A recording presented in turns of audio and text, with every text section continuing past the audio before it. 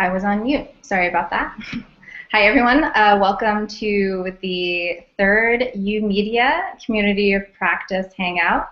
And in this hangout, we're going to be chatting with YOUmedia members from a number of different sites about what they're working on, what they're excited about. Some people have just opened spaces or about to just open their learning labs. Others have been going for quite a while and are going to be talking about the programming that they're working on and excited about. So we're just going to go through and get everybody to do a quick introduction of themselves. Can go ahead and start with Corey. Okay, hello everyone. My name is Corey Wittig. I am the Digital Learning Librarian at Carnegie Library of Pittsburgh, and I manage our program, The Labs. Okay, Dan. Hi, I'm Daniel. I work at the Albany Park branch of the YOUmedia Chicago, and yeah, Julie is also here from Chicago too. But we have like different sites we kind of work at, so we thought it might be helpful. She's like the main branch, and I'm like a smaller offshoot branch. So. And Julie. Yeah, so like Daniel said, I work at the Harold Washington Library Center, YOUmedia. I'm the outreach coordinator there. Kim. Hi, I'm Kim. I'm in Springfield, Ohio. We're getting ready to open a YOUmedia this summer. We are trying this from a school district perspective, so I'm really interested in those that are starting right before us so I can learn from you. Thanks. Great. And Matt? Hey guys, Matt Baker here from the Mix at the Science Museum of Virginia in Richmond. I am an outreach education coordinator and the Mix master, so I do various things, but this is one of my projects, so happy to share and also hear about what everybody else is doing. Okay, thanks Matt. AJ? My name is AJ. I work at the Tech Hive. I'm the engineering education specialist, and yeah. All right, and we also have the self-described high priestess of YOUmedia, Kay Steele, in on the call, and she'll be hopping in periodically, probably with some questions and comments. Hi, Kay. Yeah, I'm really glad that you let me use the high priestess line again. Thanks, Sari. Looking forward to the conversation. You're welcome.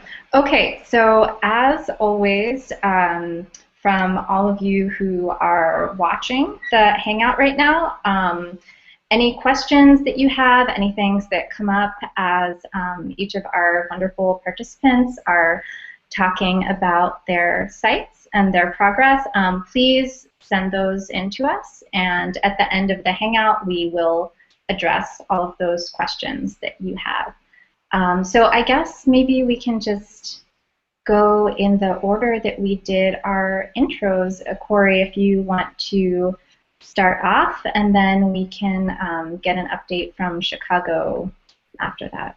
Okay, that's great because I'm eating a burrito while this is happening, and that'll allow me to continue eating my burrito while I listen. Okay, so I don't have, in the interest of this being more chatty, I don't have too much visual-wise, but I still wanted to try to do a screen share just to direct myself, so I'm going to do that right now. Let's see, entire screen. Okay. So one thing that Kay-Fi asked is if I could talk about a trip I just took to Spain. I posted this in the YOUmedia discussion board, but this is my presentation that I used in Spain. So randomly, I was, I guess it's not random. I should try to be less modest or something. I was invited to Spain by the U.S. Embassy and the consulate in Barcelona to talk about mentorship in my program, The Labs, which is certainly a reflection of everything that we're all doing in the YOUmedia network. I asked how they got my name, and there's this great program manager in Barcelona named Ava, and she just found the library's incubator blog where we have done a series of blog posts about the program. So I talked about mentorship in the library in Spain. It was in Barcelona, in Valencia, and in Madrid, and I had a whirlwind tour. I did stop motion animation workshops with teens. So this whole presentation is there. We have a little sort of like 2-ish minute overview kind of commercially video that we did for a program a couple years ago.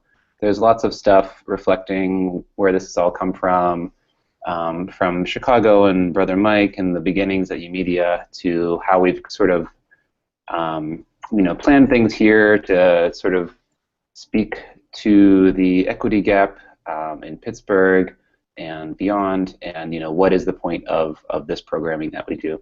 So check that out if you are interested. I also wanted to mention that I've been running a program or a class for a company called Info People out of Chicago. And Kathy from San Francisco is actually one of the learners in my class, which has been really cool. So it's called Maker-Centered Learning in Libraries, which maybe I'll at least just bring up the Info People page here. They do really awesome stuff, and I know it's funded by MLS in part. They do great continuing education classes for librarians in California, but you can also access these things from outside. So the class is just wrapping up right now, Maker-Centered Learning in the Library, but I think you can even still get in. The information's up there for a couple more weeks. So to talk a little bit about what we're doing this summer, this is not very flashy, but I just have this spreadsheet to keep track of sending contracts out to people. In the labs, every summer we've generally really focused on partner programming.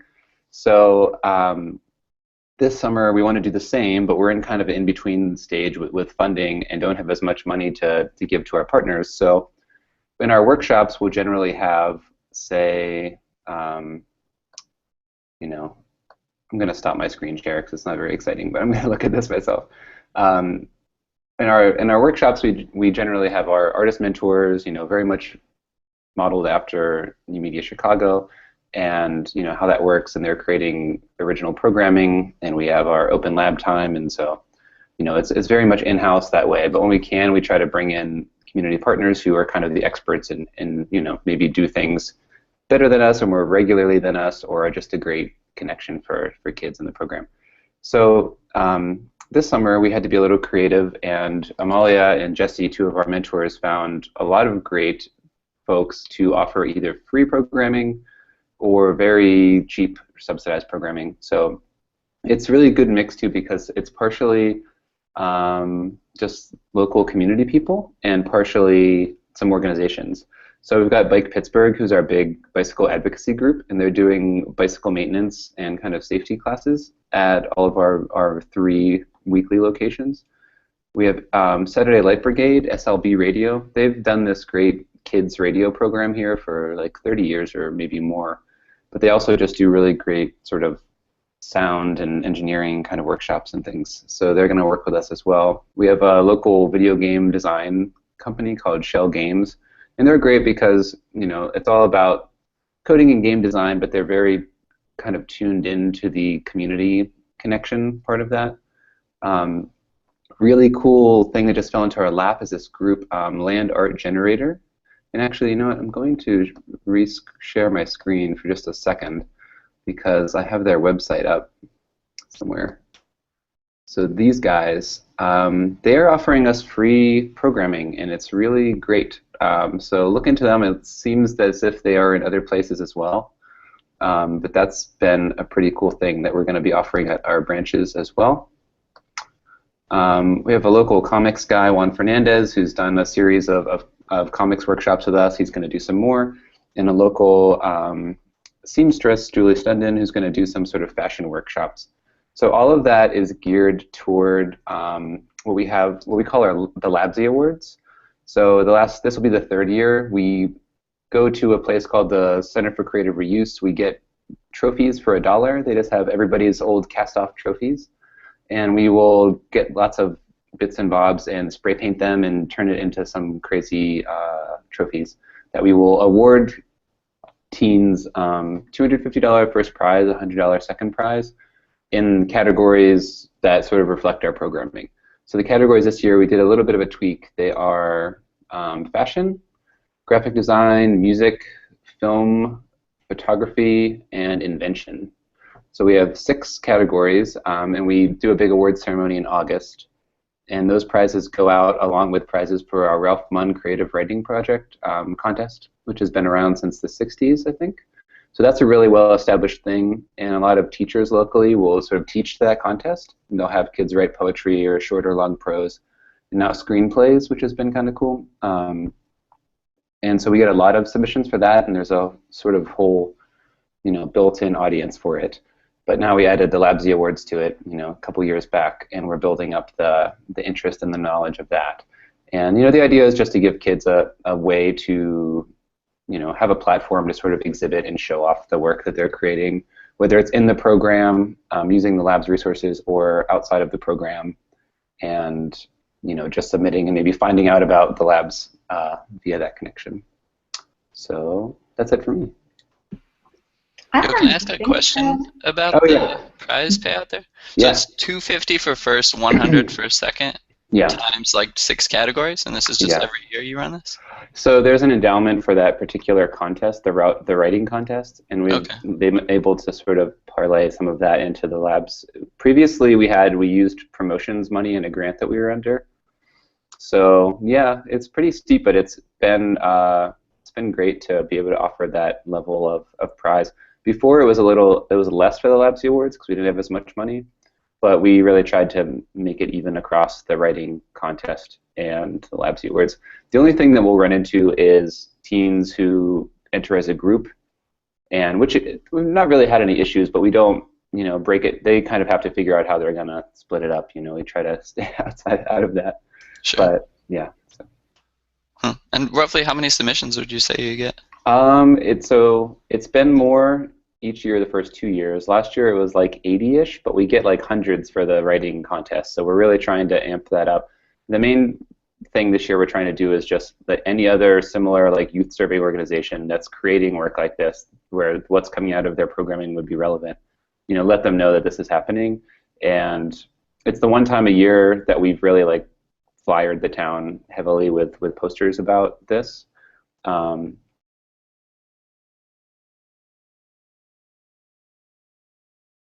If we can. Okay, great. Thanks so much, Corey. I definitely have some more questions, but let's put a pin in it for a minute and come back because I know that Julie needs to leave us shortly. So, Julie, do you want to get your update in before you have to depart? Yeah, sure. We have a lot of exciting things coming up over the summer. I think it's going to be a really fashion-filled summer. We just got a really huge Hive grant. We have a couple of partners around the city. We're calling the project Project Us. There's going to be a fashion track, a music track, and then a sort of documentary and video and photography track. It's going to be a little bit more intensive programming than we typically do, and it's going to be in morning hours in our space, which are typically not open to the public, so the teens will have that kind of exclusive run of the space for a little bit more intense work. We just found out from our library that they're going to allow us to have sewing machines too. So thank you for all of you who contributed to the community of practice and gave tips and tricks about how you got that kind of equipment in your spaces. So that's really exciting. We also just started a monthly series that's focused each month on a different career and college pathway. We had our first event in April, and it was based on writing and publishing. So we invited in professional writers and local editors for panel discussions, as well as hands-on workshops with teens. It had kind of like a fair aspect to it. It was a full-day event. It was really exciting. And so each month we have a different theme.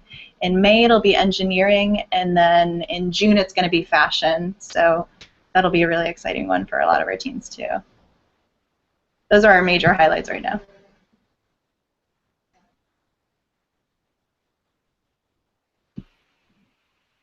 Very cool. All of that sounds really exciting and great. Does anybody have any questions for Julie before she has to go? Or Dan, do you have anything to add from your Chicago location? Yeah, I mean, my location's pretty different too. It's also like, I think a lot of what's going on downtown has like a combination of like grant funding and regular library funding. And my position, I'm the only staff member out at my branch. and my space is maybe like 20 square feet or so. But it's been kind of a cool. The development of the space has been really great, in part because my branch manager has given me like a ton of time to invest in the space. I think a lot of people in these expansion sites have to kind of split their duties between regular library duty, but my branch manager particularly sees the value in like trying to develop the teen programming. So I'm there like almost every day, just like when I get there till when we close. And yeah, I've been having like maybe like 40 kids coming every day or so, which is a lot to manage by yourself. But yeah, we've had some cool things kind of developing. The Shed Aquarium has a teen space. I don't know if we reached out to them or they reached out to us to do a bit of a partnership, and it landed in my branch because I had decent attendance. And so they came out and did a workshop with us, and then I last week took kids to their space too, and we did like a squid dissection and like a video photo shoot with like kind of this like comedy video we were making there about like Aquaman getting a part-time job at the aquarium and stuff like that. So yeah, like attendance has been really consistent, and we're just having a good time. Another partnership I've kind of been working on, there's a community organization called Lawrence Hall that works with teens who, I think they're mostly wards of the state. They're either like, I think the option for them was like either like some sort of juvenile detention, or they have maybe like had multiple kind of like foster situations that didn't work out. So now they're like residents of this hall where they also have their education like within the system too. And yeah, I think I'm going to be doing a little bit, almost like with the Shed, I'm going to go to their site a few times to do some workshops there, and then in the summertime I was just kind of working with their music mentor about maybe them coming out once a week to our space too, which is kind of cool too because it also helps their teens reacclimate to like being back in like society and stuff like that. So yeah, those are some of the partnerships we're working on. Other than that, like lots of stuff always going on. Today, for example, we have a book discussion tea party happening, as well as the Adler Planetarium is coming out in the evening time to do like pop-up telescope viewing. So. And I just wanted to throw something else in about partnerships, if that's cool. That we found our most sort of successful partnerships are ones where we can have our staff member go in to whatever other space it is that the person's coming from, and then vice versa. So we really have this sort of like back and forth like joint process happening. It's not just like somebody comes in once and we never see them again. So that's been something that we've been really mindful of in terms of partnerships. So Julie, Dan, and Corey, all of you have talked a lot about partnerships for the summer. I was just wondering, how do you typically form those partnerships? Do you have other organizations approaching you a lot? Are you researching and approaching them? And how do you make decisions about what organizations you'd like to partner with and what's going to be a good fit for both of you? I can go first, I guess. For us, it's been, we have a good local community of, it's called the Remake Learning Network. It's remakelearning.org if you want to check it out. It's run by the group, the Sprout Fund, who's our local Hive facilitator. And, they just have lots of kind of networking events and things that make sure people stay in touch. So a lot of good partnerships have come that way. But this summer's projects have largely been through connections from mentors. So I think one of the benefits of bringing in, sort of artists, mentors, people who maybe wouldn't have been working in the library traditionally are, they often come with these connections, people who are working for similar programs, or, if they're creative people, they have creative friends, and these connections just kind of happen naturally. So a lot of them have come that way. A couple of them have approached us. My library has an Office of Programs and Partnerships that I work out of. So there are a lot of us, just looking for, good, solid connections. If anyone in the system makes a connection for a potential partner, they kind of kick it over to our office, and we vet it and sort of go through, a process of engaging with them and seeing if it seems like a good fit.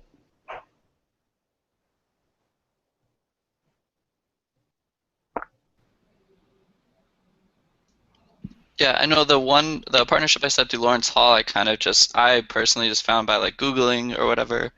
I don't know if Julie might have a little more insight on we have a partnership coordinator for our downtown branch, and that Julie, I think, works in like kind of close quarters with, so she might know a little bit more about that. But as far as Corey mentioned about things being a good fit, I know one thing we almost always like require is people to actually come to this space. Like people do reach out to us quite a bit, and some of them, like even sometimes from the questions, you can kind of tell they don't totally understand what we have going on. So like it's really helpful for them to like be in this space and see it. Like that usually is enough, but like I think it's a bit of a requirement as far as our situation goes.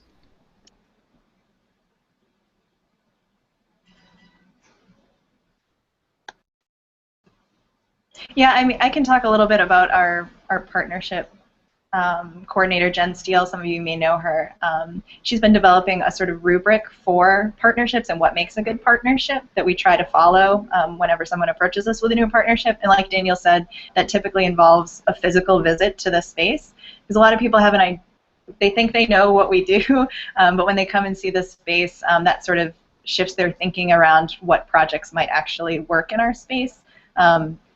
We are fortunate that a lot of people do approach us, and so we can be a little bit selective about our partnerships because of that. I think what you're saying is really interesting, Julie, and I think this is something that a lot of sites may struggle with, and I'm wondering if I'll ping Jen about this, but I think that having something like those protocols on the community of practice site might be really useful for other people to be able to pull from. But I understand what you're saying about how a lot of partnerships are made through that individual personal connection, and then you just bring it to the library. So it's nice to see that it's functioning on both levels.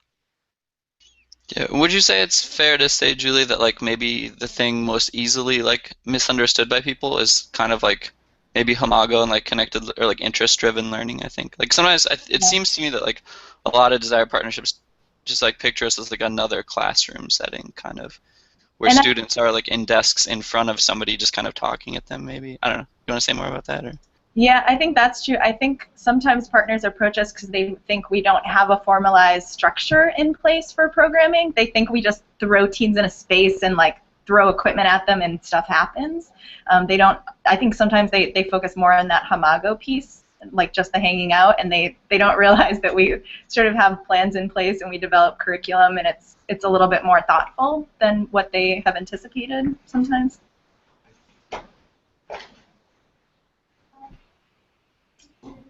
So would you guys say that that's a pretty big challenge, just getting partner organizations to understand what you do and what's going to be appropriate in the space? I definitely encounter this when we're working with other people.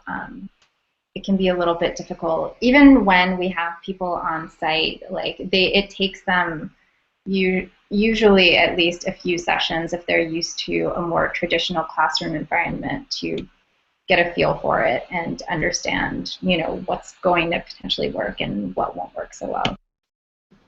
Yeah, that's why we always try to pair a staff member who's working here with an organization that's coming in some way, so that whatever organization is coming in, they don't feel like they're just a table in our space. Because a lot of sort of recruitment for those new people or new workshops is going to be based on the existing relationships of mentors in the space. You know, a teen's much more likely to try out something new if a staff member that they know and trust recommends it. So having that sort of conversation with a partner is really important. Awesome. Thanks so much, guys. And we can talk about this some more later in the Hangout if people still have questions or things they'd like to discuss. But for the time being, let's maybe chat with Kim about her progress and hear about what's going on at her site. Well, thanks. I'm going to try to start out with a screen share. All of you, I think many of you are library or, let's see, the screen share. I will pick this one. Let's see, tell me if this works.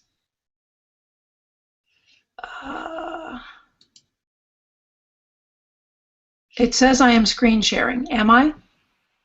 I am seeing a dome skylight. Is that what? Yep, that's it. Okay. Yep. Yeah, okay, because it's the prettiest picture that I have, sort of. We are doing what we're doing in a school setting, which is a little bit different. We're trying to bridge the after school and the school day.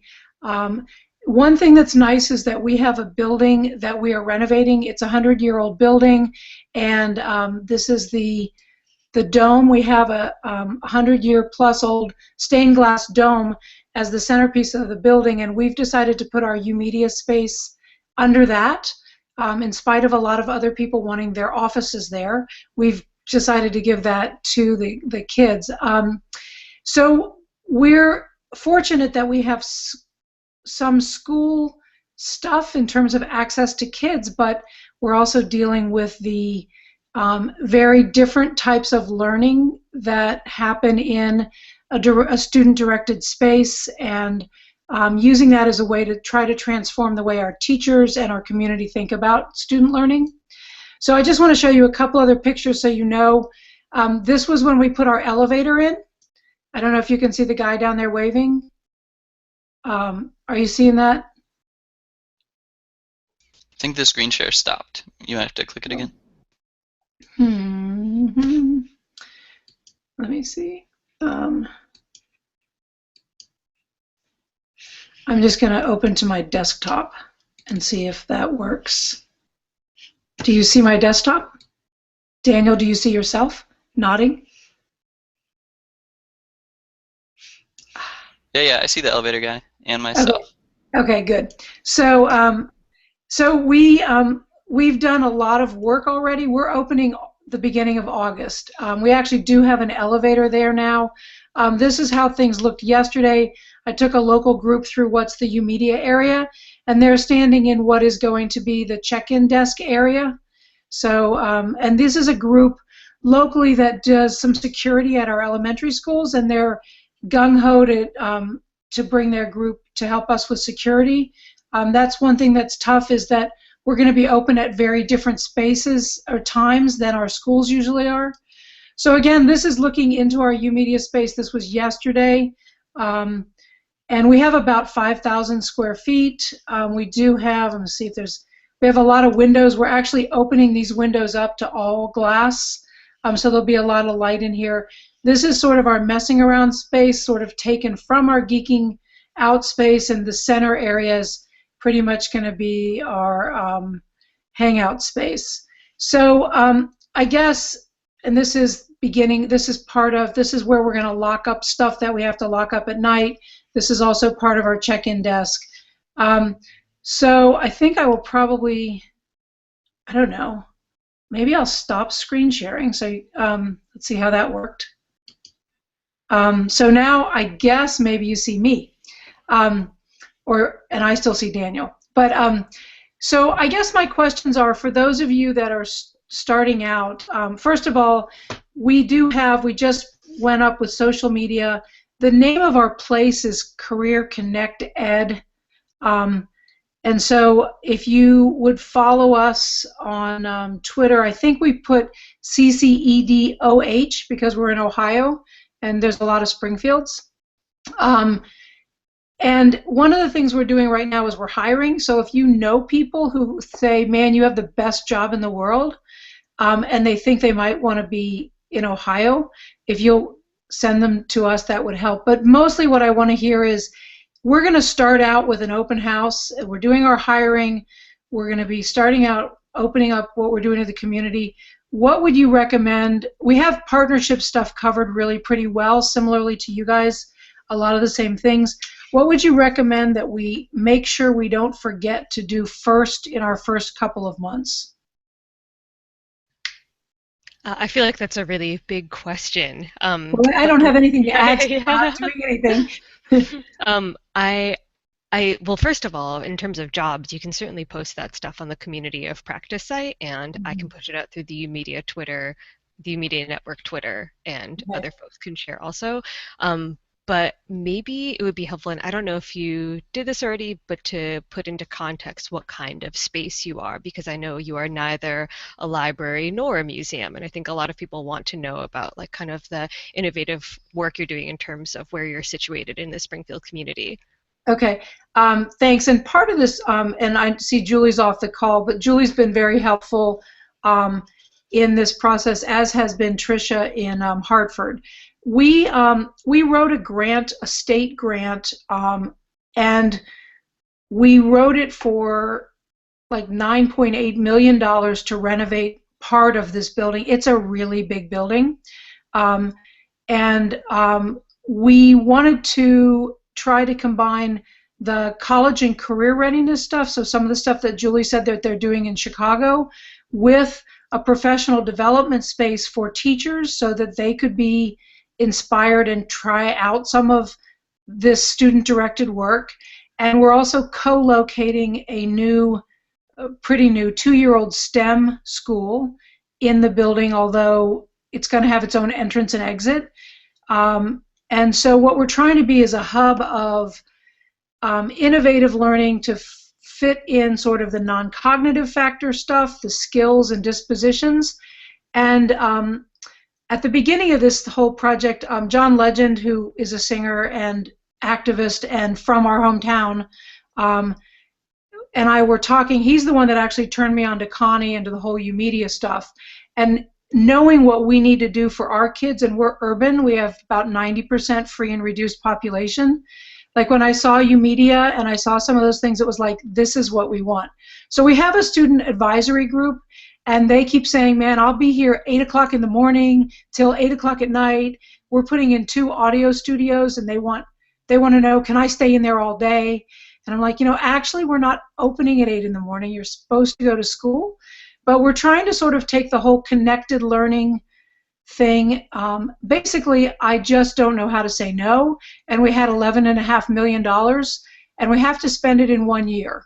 So it's a weird position to be in.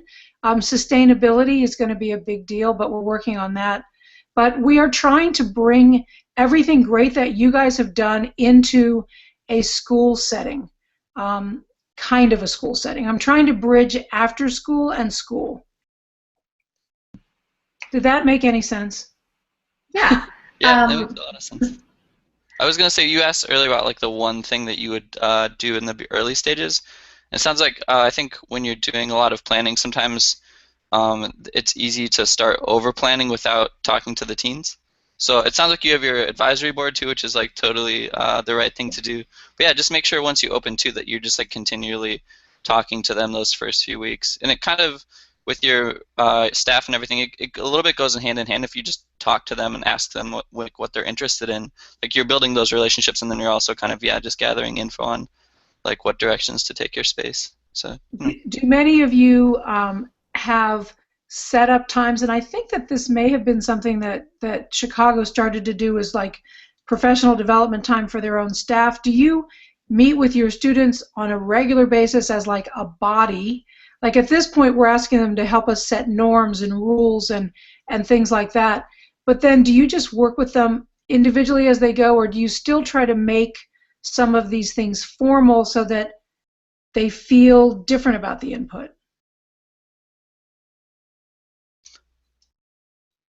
Is this for everybody, or should Yeah. I? You mentioned Chicago, so I don't know if I should go. Well, no, and Julie's off. We're going to be in Chicago again tomorrow. So other people that are doing this. So at MakerJohn, we don't have a teen or a student advisory board, so I wouldn't really be able to speak to that. But I think, Matt, you guys do it your space, right? And AJ, I think you do as well. Yeah, I can speak to that a little bit. So we definitely started with a teen advisory count, 10 to 12 students, and that kind of changed based on their commitments with school and everything. But yeah, to kind of echo what Dan said, I think just doing that constant check-in with the teens, whether they were a part of the teen advisory council or not. We have new members that were constantly kind of just informally polling about their interests, what kind of workshops they want to see. Even, talking to them about if we brought in guest speakers, what kind of guest speakers would you like? So, yeah, I think just keeping that teen input in mind consistently, and really I feel like you can't go wrong as long as the teens are getting that input in there. I mean, some of their input might be a little over the top, and you don't want to, necessarily take all of their input, but I think letting them know that that input is valid and that you're hearing it is really important. So. Thanks. Yeah, I would agree. We have we don't call our teen advisory board an advisory board. We just call it a teen internship. And when teens apply to be part of the internship, we have a very explicit expectation expectations for them. It's the job description pretty much, and then we expect them to be here nearly every Saturday of the year or of the school year. And then that's how. And then we focus mostly on geeking out, and we find that the hanging out and the messing around happen naturally after once you kind of get them to geek out with you. Thanks. Yeah, and I'll let other people move on, but we're just thrilled that you guys exist and are here to help us, because it's much better than making it up as we go along. You're welcome. Oh, and I also put, I think I posted our job descriptions on the community practice for our teen interns, so feel free to take a look at those too. And very quickly before we move on to Jen Steele, her name was brought up earlier, our current partnerships coordinator. She originally, even before our YOUmedia in Chicago started, we were in schools and through a program, I think it was called Quest. So she might be a good person to talk to as well about being, because a lot of our sites are not necessarily so closely tied to a school. During the school day, they had classes and everything. So maybe reach out to Jen Steele about that. Okay, thanks. I'll do that. I would also encourage you to have that conversation publicly. I think that a lot of people are very interested in partnering with school districts, especially now as sort of the learning lab grants are growing and expanding and changing. So I think there'd be a lot of people that'd be interested in hearing more about that. So whether it's through the community of practice site, that's actually where it would happen if you do it publicly. So that'd be great. Yep, I will do that. Just know that we're real busy right now. So if we're sporadic, it's because we're building and spending. Thanks. Great, thanks, Kim. And I did have one quick question for you as well before we moved on. So we talked a lot about your space in relationship to partnering with schools and having relationships with teachers and things like that. Is the vision or the hope that you would be doing outreach to let teachers know that those resources in your space are available, and then them potentially bringing students during the school day to use those resources to get done particular types of projects and things like that? Or are you not even at the stage yet where you are quite knowing what that would look like? Actually, that's a good question, and I'm at the point now of knowing what it looks like, fully aware that it may change dramatically really quickly. So we really tried to respect the YOUmedia as a teen space and directed learning. The concept that we're trying to get across to the teachers in general is that you can develop skills and demonstrate skills and develop content knowledge in a space other than a classroom, and that it looks different and you're doing it with mentors, not with teachers directing you. So some of the things that I had read early have made us be very deliberate about not letting teachers come into the space to teach, and keeping that for the teens. So again, because we had the space, we've created a separate maker space so that, and our teens, we're just talking about high school kids in our YOUmedia, so we have a space that we're planning to have for middle school kids and other ages. That's like our maker space as sort of an on-ramp to that. We really want to be very purposeful about showing people what student interest-driven learning is. And I think, I don't remember who was saying it earlier, but with our partners, we've said we've added a couple classrooms and some conference rooms and some multi-use rooms. If a partner wants to come in and run a program or teach, or we want to certify kids in something like ACT work keys, that's not going to happen in YOUmedia. we're going to try to really respect what you guys have established there. I don't know if that answered your question. Yeah, it did. I think it's a complicated question and probably a pretty big question for you right now.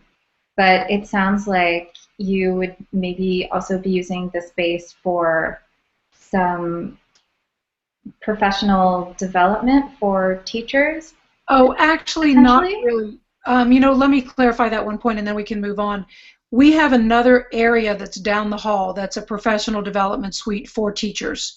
So the 4 districts that are involved in this consortium that we're the lead of, they will be able to come there to work on problem-based learning or to work together on lesson planning. And we will be able to introduce concepts of student-driven learning and leveling up and things more easily to them since they're down the hall. We may, and I think what Daniel was saying about partners like, with court-involved students or things, may be able to open up the daytime for that. But the professional development space is sort of a separate space down the hall from the YOUmedia. Like I said, our YOUmedia Center is 5,000 square feet. Our makerspace is probably 1,000 or 2. We've got some classrooms in between, and then we've probably got 5,000 or 6,000 square feet for teacher training as well. We thought that putting all of those on the same floor under one roof would help us take the great stuff that's happening in the after-school environment and cross-fertilize back to the teaching environment. I think that sounds really great, and it sounds like there's a ton of potential there, and I'm really excited to see how things grow and change as you, one of my favorite things to describe this work is as you're building the ship as you're sailing it. Yep. And it's going to have a different momentum as things play out and as you start to like jump in the water and Yep. and get things going.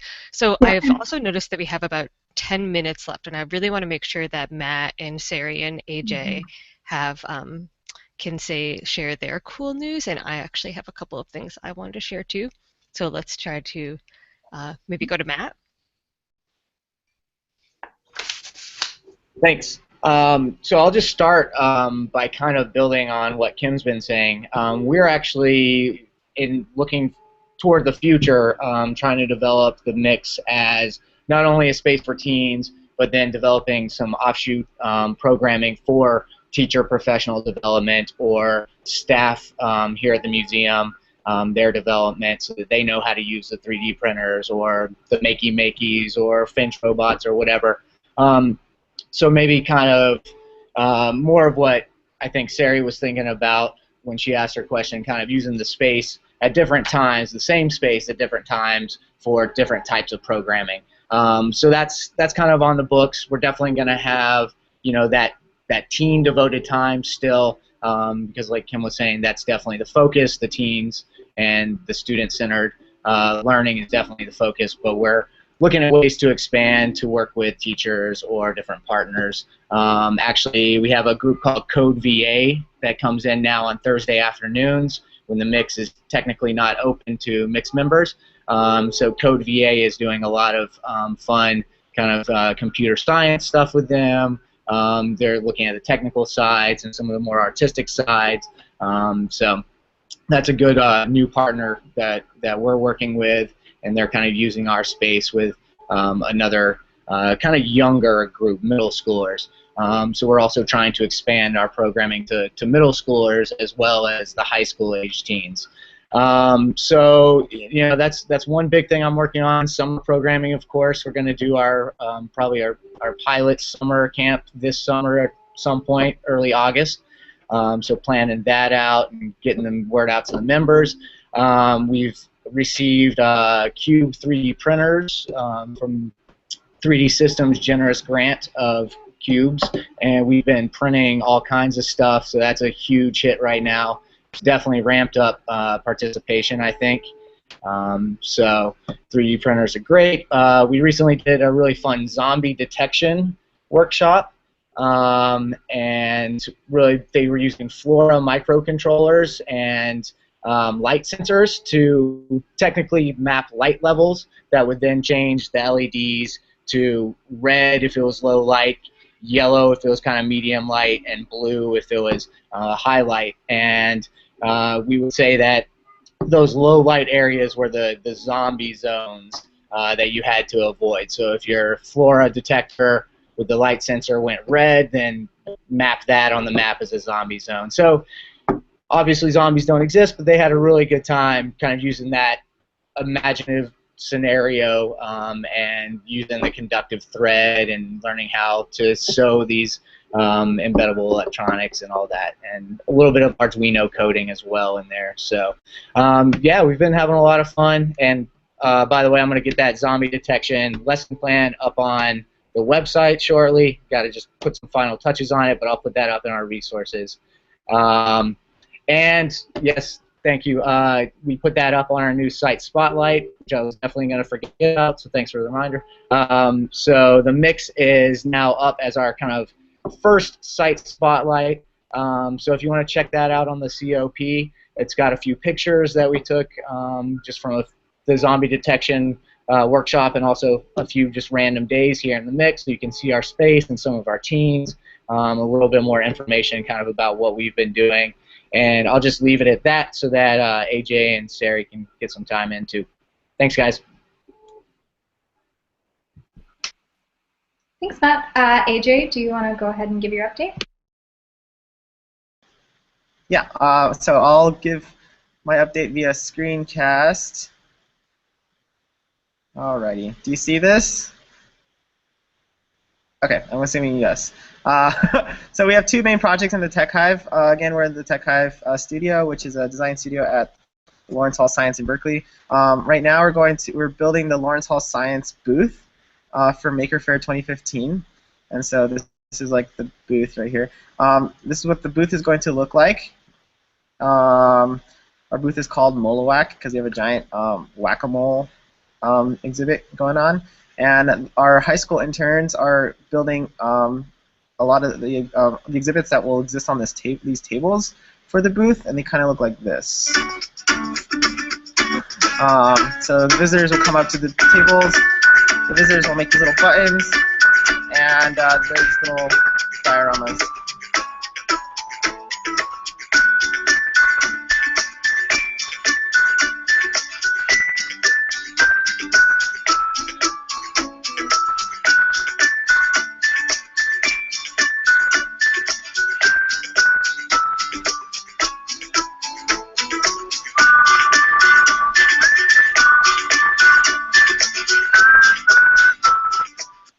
Excellent. All right. So the second project we have is a brand new project. We're calling it the Robot Petting Zoo Makeathon, and it's a making marathon where high school participants will come and build a pet in this making marathon, and at the end they will showcase their pet at the Robot Petting Zoo to the public. Here's an example pet that we've made. This is a turtle. One of our interns called him Roger.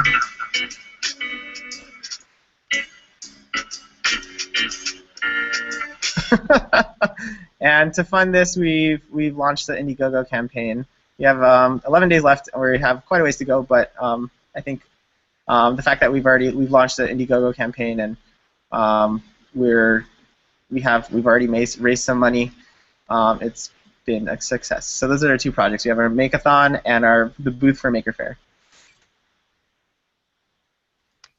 I just wanted to say that they're going to be using the Hummingbird Robotics Kit for the Robot Makeathon. It was a tool that I first got to play with it actually at the retreat last summer with Corey's team from Pittsburgh. And it was developed by Carnegie Mellon. Yeah, it's a fantastic tool set, and I frankly actually like it better than Arduino. It's much more beginner friendly, and you can also program it using Scratch, which is like way more beginner friendly than Arduino, like typing code out. Yeah, and with the second, we only have one of them, but there's a 2.0 of it, and it's Arduino compatible. Yeah. So I haven't had a chance to do that, but there's one of kind of an either or option there. Yeah, exactly. So I'm seeing a lot of potential here after this hackathon is done to connect to Corey, to connect to other sites that might have the Hummingbird Robotics Kit, and maybe we can share out some ideas or some examples of what happened. I'm just going to say a couple of words now about some upcoming network stuff that I'm pretty excited about, and one is, excuse me, one is YMN Radio. So we've been having these monthly hangouts, and they've been really great, but sometimes, we don't necessarily need to be on a hangout. Sometimes it could easily just be a phone call, or it could be some sort of audio thing. Excuse me. So we are setting up something through NWP Radio so that we could have potentially some sort of podcast or some sort of, I don't know if it'd be a SoundCloud account or something like that, but I'm figuring it out. I just think that I personally am more likely to listen to something if I don't feel like I need to be tied to my computer while I'm listening to it. So if we could all have these kind of regular conversations, like one month it might be a hangout, another month it could be a radio show, and there are so many potential opportunities to make that cool. Like we could play youth-produced music on it, we could do youth-produced podcasts, maybe, I don't know. So it's a totally open medium right now, and just starting to develop it. So anything that anyone wants to contribute to it, or if you want to participate in the first one, I guess stay tuned or get in touch with me. We can figure it out. The other thing in terms of network-wide professional development, and this is kind of building off of the Makey session that happened last month, I want to have some more makery professional development things, and it would be really low barrier to entry. So maybe the first one would be like a copper tape club, where we would all just spend the first half hour like literally showing you, like, okay, here's how you put it together. This is what it's going to look like. I would really welcome people who have never done it before to do it, because that way we have to walk through the steps. So maybe a week beforehand, I'll send out the materials you would have to get. The goal is for it to be really low cost, really easy to do. So I'm thinking maybe in a few weeks we'll have the first one, super casual. So if you want to learn more about like basic circuits, stay tuned for that also. I think those are my updates for now. Those are great. I'm excited about both. Okay, great. So it looks like we're about to wrap up. Instead of giving a site update, I am instead going to put a question out there, and maybe some people can give me some advice on the COP. I just posted about it earlier today. But Mikajan is about to make some larger tech purchases, which we haven't really done before, and so I was looking for some advice from people about hardware, software, robotics kits, whatever you have at your site that you feel is really useful, that your participants have really engaged with. And also wondering if anybody has used the Kano computer yet. So if you have any advice for me, please write me back on the COP. It would be really helpful. And other than that, unless anybody has any closing remarks, last pleas, or questions, I think that we'll wrap it up. Thanks so much to all of our participants. This was really great. Anybody? Any last words? Okay. Thanks. Thanks, Kim. All right, signing off. Bye, everyone. Bye. Yep. Bye.